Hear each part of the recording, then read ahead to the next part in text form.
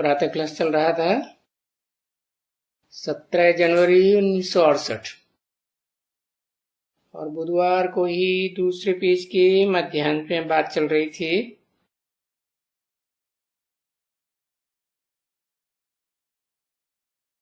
कि जब एक ऊंचे से ऊंचा कहते हैं तो फिर नीचे वाला क्या कर सकता है?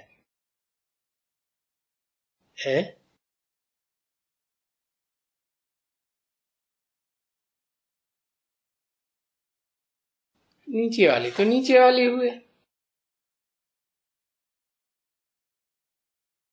तो देखो, ऊंचे से ऊंचा भगवंत गाया जाता है? कहाँ गाया जाता है? भक्ति मार्ग में गाया जाता है या ज्ञान मार्ग में गाया जाता है? भक्ति मार्ग में गाया जाता है और ज्ञान मार्ग में गाया जाता है या बना जाता है? बनते हैं। गाने की महिमा करने की बात नहीं, अच्छी तरह से बनते हैं। उनको कहा जाता है बाबा, शिव बाबा।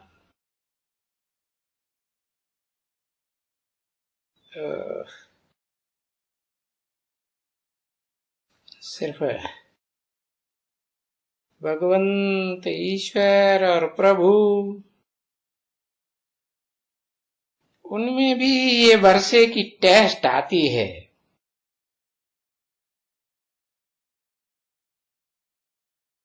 और वर्षा तो प्रभु कहने के मुकाबले बाप कहें तो वर्षा भी मिली।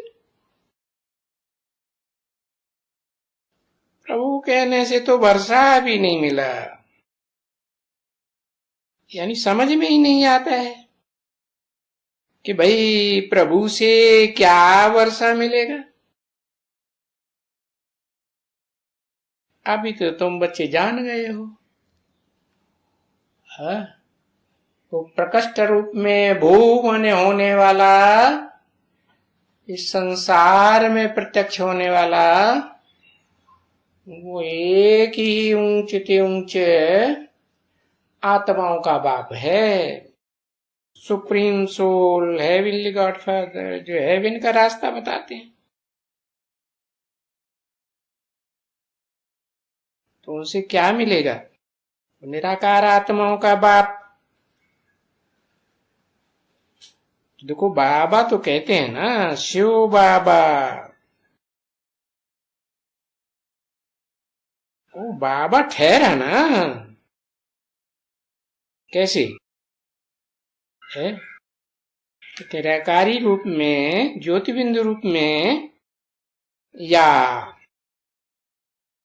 मुकर्रर शरीरधारी में प्रवेश करे तब। शिव को अगर कोई प्रभु, ईश्वर, फलाना कहे तो फिर वो खुशी नहीं हो सकती है कि भाई इनसे क्या मिलेगा। बिल्कुल ही मालूम नहीं पड़ता। तो बाप आकर के समझाते हैं। कौन बाप? मनुष्य आत्माओं का बाप आकर के कहां से आते हैं? आत्मलोक से आते हैं और फिर टीचर बनकर के समझाते हैं कि भाई ये प्रभु, ईश्वर, फलाना कहना, ये सब भक्ति मार्ग के अक्षर हैं। वो सारे ही भक्ति मार्ग। और ये तो तुम मुझे बुलाते हो ना, हे परम पिता, परमात्मा। तो पहले तो परम पिता हो गया ना बच्ची। वो परे ते परे धाम में रहने वाले हैं।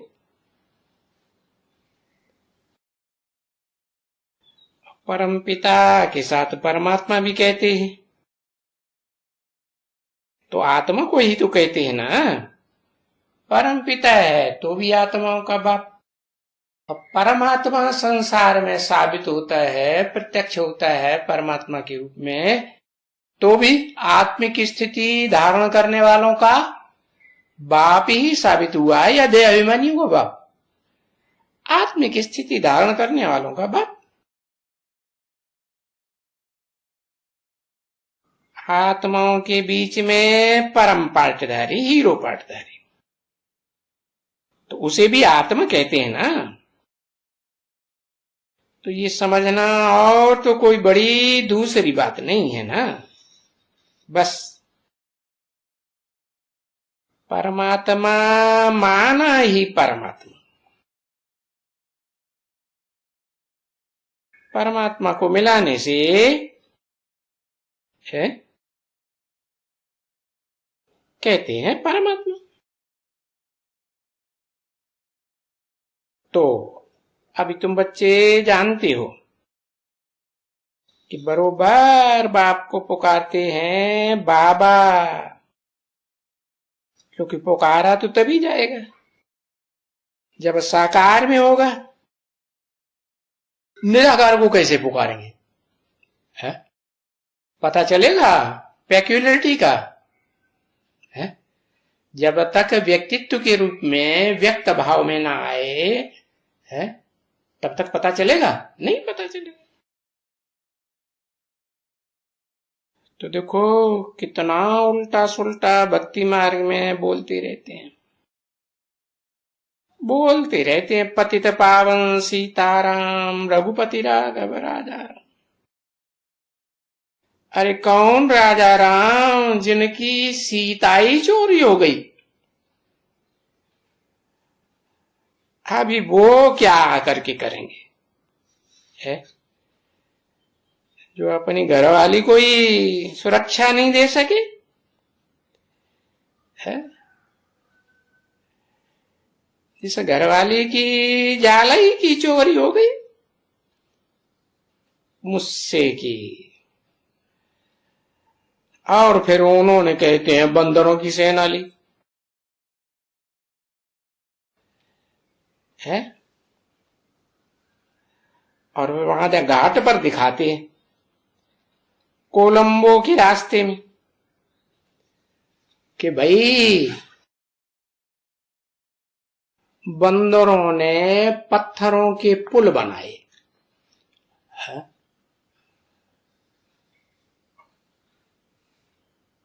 हाँ बच्चे देखो, तुम बच्चे भी भक्ति मार्ग में इतनी अंधश्रद्धा, जिसको अंग्रेजी में कहते हैं ब्लाइंड फेथ। हाँ भक्ति मार्ग में तुम तो बैठे बैठे गुरुओं के सामने सत्य वचन महाराज, ठीक है, कृपा निधान, सत्य है, दया निधान कहते रहते थे। है भाई बंदरों ने पुल बांधी तो कह दिया ये भी सत्य। 11 जनवरी 1968 की प्रातः क्लास का 3रा पेज। तो देखो वहां ये पत्थर अभी तक पड़े हैं। कहते हैं यही पत्थर बंदरों ने उठाए थे, है? जो पानी में तैर रहे थे। अरे अभी पत्थर को पानी में डालो तैरेगा? हाँ, अब बाप आकर के बताते तुम पत्थर बुद्धि बन गए थे, बंदर बुद्धि बन गए थे, तुम बंदर बुद्धियों की सेना ली थी। क्या वो जो विधर्मी विदेशी रावण संप्रदाय है ना, तुम्हारे मुकाबले उन विदेशियों में, क्योंकि नई नई आत्माएं उतरती है ना इब्राहिम बुद्ध कृष्ण की, तो उनमें बुद्धि ज्यादा होती है। क्या तुम तो ज्यादा जन्म लेने वाली षष्ठी रूपी रंगमंच की पुरानी आत्माएं, तो कलयुग के अंत में आते आते तुम तो पूरे ही पत्थर बुद्धि बंदर बुद्धि बन जाते हो। सबसे जास्ती विकार कौन से जानवर में होते हैं पता है? बंदर में होते हैं। और एक विकार नहीं, क्या जैसे सांप में तो काम विकार सबसे जास्ती दिखाते हैं, लेकिन बंदर में पांचों विकार, काम, क्रोध, लोभ, मोह, अहंकार। काम विकार इतना अहंकारी होता है, काम विकार दिखाने वाला, कि वो पेड़ की टुंगस पर चढ़ करके बैठेगा और वहां विकार भोगेगा। देखो हम भोगते हैं तो हमारा क्या कर लोगे? ग्लानि करोगे? करते रहो। ऐसी ऊंची स्टेज बनाए लेता है। बाप उसे समझाते हैं क्या है? अरे कोई ग्लानि करता है तो ग्लानि क्या तुमको चिपक जाती है? आत्मा को ग्लानि चिपकती है? आत्मा की स्थिति में थोड़ी चिपकती। देह बहाने में रहते हैं, देह अहंकार आता है तो कोई गाली देता है, ग्लानि करता है तो फिर अहंकार क्रोध आ जाता है। तो देखो कितना भयंकर जबरदस्त काम विकार, जितना काम विकार और कोई मनुष्य आत्मा ने इस सृष्टि पर नहीं भोगा होगा। अरे कलयुग में हैदराबाद के निजाम बादशाह को भी दिखाते हैं तो कितनी रानियां थी? 500। इतनी थी ना कि इससे भी ज्यादा? इससे ज्यादा तो नहीं थी। और ये बंदर तो बड़ा बंदर है, बड़ों बंदरों में भी बड़ा बंदर। कितनी लंबी पूंछ वाला, काले मुंह वाला कि गोरे मुंह वाला? अरे वो पहले तो काले मुंह का पार्ट बजाता। ये काम विकार सबके मुंह काले कर देते। तो देखो दिखाई दिया है कि ये बंदर जो हैं पत्थर बुद्धि बन जाते हैं। उनमें भी मुख्य 2 बंदरों को दिखाया है, नल और नील। क्या नल देखते हो? देखा है? पानी कहां से आता है नल में? कहां से आता है? कोई कहेंगे बादलों से आता है, कोई कहते हैं पहाड़ों से आता है, कोई कहते हैं नदियों से आता है। अरे आखिरीन कहां से आता है? सागर से आता है। आता है कि नहीं? हाँ, तो नल और दूसरा फिर नील दिखाया। जो नीला रंग होता है या काला रंग होता है विषैला होता है। 3 ही रंग हैं जो विषैले दिखाए जाते हैं, नीला, काला और हरा, गहरा हरा। तो अब जो गया होगा वहां रामेश्वर मंदिर की तरफ, दक्षिण भारत में घाट पर, हाँ रामेश्वर ही कहते हैं। तो ये भी घाट भी है। घाट में जाकर के क्या करते हैं? स्नान करते हैं ना। तो ये ज्ञान का स्नान बाप ने आकर के घाट खोला है, उसका नाम दिया है घाट। और वहां तो फिर रामेश्वरनाथ मंदिर में बड़े बड़े पत्थर नीचे हैं। उन पत्थरों के ऊपर ट्रेन चलती है। बच्चों ने तो कोई ने नहीं देखा होगा, परंतु ट्रेन चलती है पत्थरों के ऊपर। देखते हैं पानी में पत्थर बहुत पड़े हुए हैं। तो कौन से पानी की बात है? ये ज्ञान जल की बात है। सागर में ज्ञान जल होता है ना। अरे दुनिया में तो ये उदाहरण के लिए शास्त्रों में दिखाया है कि जैसे सूरज, चांद, सितारे, पहाड़, पृथ्वी ये दिखाए जाते हैं ना। सागर, नदियां, पोखरे, तालाब, तो ये तो जड़ हैं।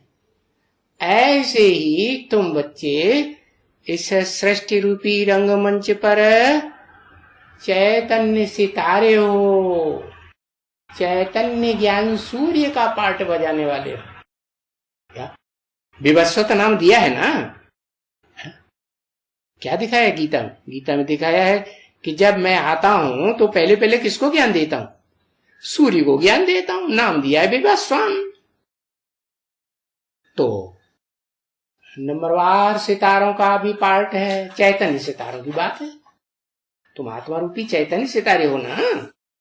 हाँ, तो उन सितारों में कलयुग के अंत में आकर के पार्ट बजाते बजाते वो सब 84 जन्म लेने वाले क्या बन जाते हैं? पत्थर बुद्धि बन जाते हैं, टोटल पत्थर बुद्धि। तो उनमें कोई ऐसा भी है कि बहुत विकार का पार्ट बजाता है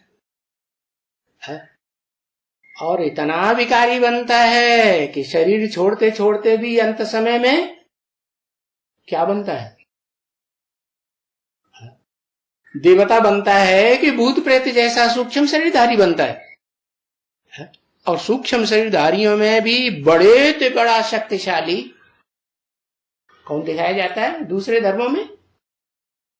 जबराइल बड़े से बड़ा फरिश्ता दिखाते। और फिर वो कहते हैं कि खुदा की तख्त को 8 फरिश्तों ने उठाया, उनमें सबसे बड़ा था जबराइल। तो देखो ऐसी ऐसी बातें बनाई हुई, ये नहीं समझते हैं कि भगवान तो आकर के नर से डायरेक्ट नारायण जैसा बनाते हैं कि भूत प्रेत बनाते हैं, सूक्ष्म शरीरधारी बनाते हैं, नहीं। तो देखो ऐसे पत्थर बुद्धि बन जाते हैं।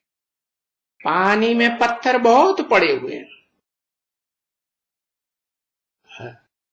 और उस पानी में उन पत्थरों को बहाने वाला दूसरा बंदर दिखाया है, नील।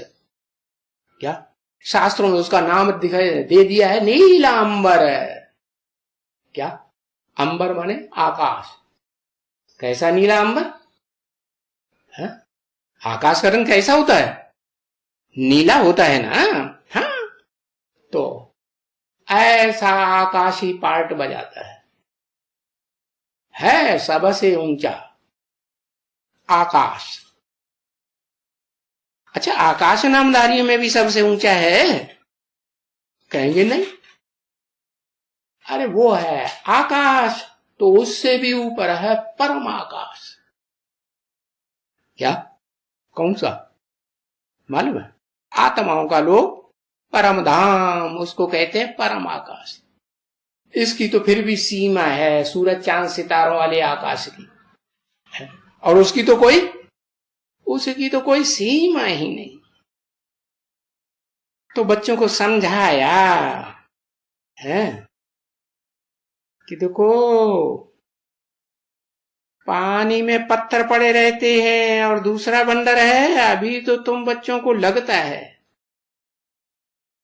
कि ये रावण वो समझते ही नहीं है कि रावण क्या है। कहते भी है रावण राज्य है।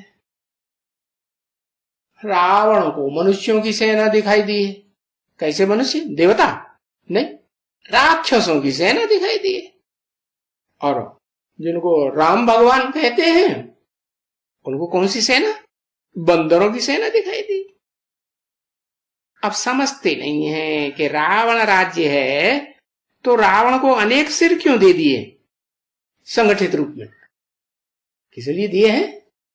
कि अनेक धर्म पिताओं और उनके फॉलोअर्स जो हैं सो संगठित रूप से मिलकर के कलयुग के अंत में प्रजातंत्र राज्य चलाते हैं। और सारी दुनिया में रावण राज्य प्रजातंत्र राज्य चलता है या कोई एक देश में चलता है? सारी दुनिया में चलता है, सभी देशों। तो अभी तो समझ गए होंगे कि रावण क्या चीज है। हर धर्म की जो मुख्य बीज रूप बाप जैसी आत्माएं हैं, बीज को बाप कहा जाता है ना, तो वो धर्म पिताएं सारे ही कलयुग के अंत में आकर के रावण राज्य बनाए लेते हैं। जैसे ऊंच ते ऊंच पतित पावन राम कहा जाता है, वो भी अंत में क्या बन जाता है? पतितम कामी कांटा बन जाता है?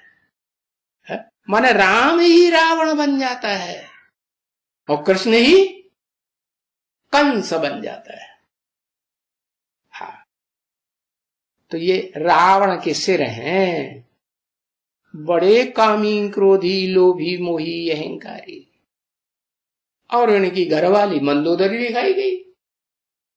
मंद है उधर जिसका, क्या मंद माने टोटल पत्थर बुद्धि नहीं है, लेकिन बुद्धि मंद है। मंद माने ऐसी मंद है कि इतना तो समझती है कि हाँ ये भगवान है, और रावण को जो मनुष्य रूप में दिखाया जाता है उनको समझाती है कि ये भगवान है, फिर भी साथ किसका देती है? रावण का देती है, अनेक मुख वालों का, कि एक मुख वाले राम का साथ देती है। अनेक मतें देने वाले जो अनेक सिर हैं रावण के, उनका साथ देती है जो संगठित हो जाते हैं। या राम वाली आत्मा का साथ देती नहीं देती है, तो उसको कहा जाता है मंद उदरी। उदर माने पेट, मंद पेट वाली। जैसे इस पेट में सब कुछ समाता है ना, खाया पिया है, और कहते भी है, मिसाल भी दे, अरे भाई इनके पेट में बात नहीं पचती है। किसके पेट में? पुरुषों के पेट में या माताओं के पेट में? कन्याओं माताओं के पेट में कहते हैं बात नहीं पचती है। कुछ भी सुनेंगी दूसरों को जरूर बताई देंगे। तो वो है मंदोदरी नामधारी। तो दोनों मिलकर के रावण राज्य चलाते हैं। ऐसे नहीं कहते हैं कि भाई राम राज्य है, नहीं, ये तो बिल्कुल कॉमन बात है कि राम राज्य तो सत्य युग में होता है और रावण राज्य कलयुग के अंत में होता है, जब प्रजातंत्र सरकार सारी दुनिया में फैल जाती है? तो इसे सतयुग कहेंगे रावण राज्य को? नहीं, ये सतयुग थोड़े ही है, इसको कोई भी नहीं कहेंगे सत्ययुग। ये तो कलह क्लेश का युग है। और कलह क्लेश, लड़ाई झगड़ा मारा मारी कब होती है? जब झूठे और सच्चे दोनों इकट्ठे होते हैं तब लड़ते हैं। और कहा सतयुग में सब सच्चे ही सच्चे होंगे तो लड़ाई लड़ेंगे? नहीं लड़ते। तो ये इतने सतयुग में थोड़े ही होते हैं जितने रावण राज्य में होते हैं। सतयुग में थोड़ी जनसंख्या होती है या रावण राज्य की तरह ज्यादा जनसंख्या होती? आज सारे देशों में रावण राज्य है, संगठित उन सिरों का राज्य चल रहा है, विधर्मियों का है, जो पहले स्वधर्मी भले रहे हो उनमें से कोई, लेकिन फिर अंत में वो भी उनके प्रभाव में, विदेशियों के विधर्मियों के प्रभाव में आकर के क्या बन जाते हैं? हिंदू से है और धर्मों में कन्वर्ट होते जाते हैं। और सब सारे ही कन्वर्ट हो गए दुनिया में। जिस दुनिया को बाप ने आकर के वसुधैव कुटुंबकम बनाया और जिसको निमित्त बनाया हीरो पार्टधारी को, तो वो अकेला क्या करेगा? वो भी तो कन्वर्ट होगा कि नहीं होगा? कन्वर्ट तो नहीं होता है, लेकिन बुद्धि आखिरी जन्म में आकर के जब बाप आते हैं तो कैसी हो जाती है? एकदम पत्थर बुद्धि हो जाती है। तो बताया इस युग को कलह युग कहा जाता है, लड़ाई झगड़े का युग। जहां ढेर के ढेर मनुष्य होते हैं, और नई दुनिया में एक आदि सनातन देवी देवता धर्म। तो इस दुनिया में जहां अनेक धर्म हैं, वहां सतयुग कैसे आएगा? इसीलिए तो गीता में लिखा है, सर्वधर्मान परित्यज्य मामेकम शरणम व्रज। सब धर्मों को छोड़ दे, मेरी शरण में आ जा। माना सब धर्मों को छोड़ेगा तो उनके धर्म पिताओं को छोड़ेगा कि नहीं? नहीं छोड़ेगा, उनको भी छोड़ना पड़े। तो देखो, जब एक धर्म हो, एक राज्य हो, है, एक भाषा हो, एक कुल हो, एक मत हो, तो एक मत परिवार में किसकी होती है? वसुधैव कुटुंबकम बने, वो तो तब ही बन सकता है जब सारी वसुधा का एक बाप संसार में प्रत्यक्ष हो जाए। वो कैसे आएगा? है जब सो लोगों को और उनके जो धर्म पिताएं हैं जिनको वो फॉलो करते हैं, उन सबको ये समझ में आ जाए क्या कि इस दुनिया में तो है, इस दुनिया में एक कुटुंब ऐसा बने जिसमें सब धर्म वाले पले। हिंदू, मुस्लिम, सिख, ईसाई गाते हैं ना सब आपस में भाई भाई। वो तो तब ही हो सकते हैं जब एक ऊंचते ऊंच बाप इस सृष्टि पर आए। कौन ऊंचते ऊंच? अगर आत्माओं में गए तो आत्माओं के बीच में पार्ट बजाने वाला ऊंचते ऊंच आत्मा, सुप्रीम सोल, ज्योति बिंदु शिव है ना, जिसको अंग्रेजी में कहते हैं हेवनली गॉड फादर। हेवन का रास्ता बताने वाला कि हेवन बनाने वाला। अरे वो तो अकर्ता है, अभोक्ता है, अजन्मा है, गर्भ से जन्म लेता ही नहीं, तो वो बनाने वाला थोड़ा ही बनता है। हाँ, जो इस मनुष्य सृष्टि का बीज रूप बाप आदम, एडम, अर्जुन आदि देव कहा जाता है, उसमें प्रवेश करके क्या उस आदि देव को संसार में प्रत्यक्ष करता है कि ये है क्या जो सारे विश्व का मालिक बनता है। तो अब समझे कैसे आता है? वो उसे ही मुकर्रर रथ अर्जुन के रथ में आता है जो पुरुषार्थ का इतना ऊंचा कमाई करने वाला बनता है। बस अब वो तो रावण राज्य वाले समझते हैं कि अरे इस दुनिया में ही स्वर्ग है, इस दुनिया में ही नरक है। जो सुखी हैं वो एरोप्लेन में घूमते हैं, उनके पास इतना धन है क्या कि वो और उनके परिवार के भांति रोज विदेशों में चक्कर लगाते रहे, उनका धन खूटेगा? खूट जाता है? नहीं खूटता है। इसलिए उनके लिए यही सतयुग है। और जो दुखी है उनके लिए कहते हैं उनके लिए नरक होगा। हो है नरक इसी दुनिया में। अरे पर सत्ययुग में तो एक ही सत्य सनातन देवी देवता धर्म होता है। दूसरा कोई धर्म राक्षसों का या दाढ़ी मूछ वाले ऋषि मुनियों का है, जो शास्त्र लिखते हैं ना, उनका कोई भी ऐसा धर्म नहीं होता। तो देखो, जहां एक धर्म होता है, एक राज्य होता है, एक राजा होता है, एक भाषा होती है, एक मत होता है, एक ही कुल होता है, वहां ही सच्ची शांति हो सकती है बच्चे। नहीं तो इस अनेक मतों वाले रावण जैसे 10 मुख वाले राज्य में एक मत तो हो ही नहीं सकता। ओम।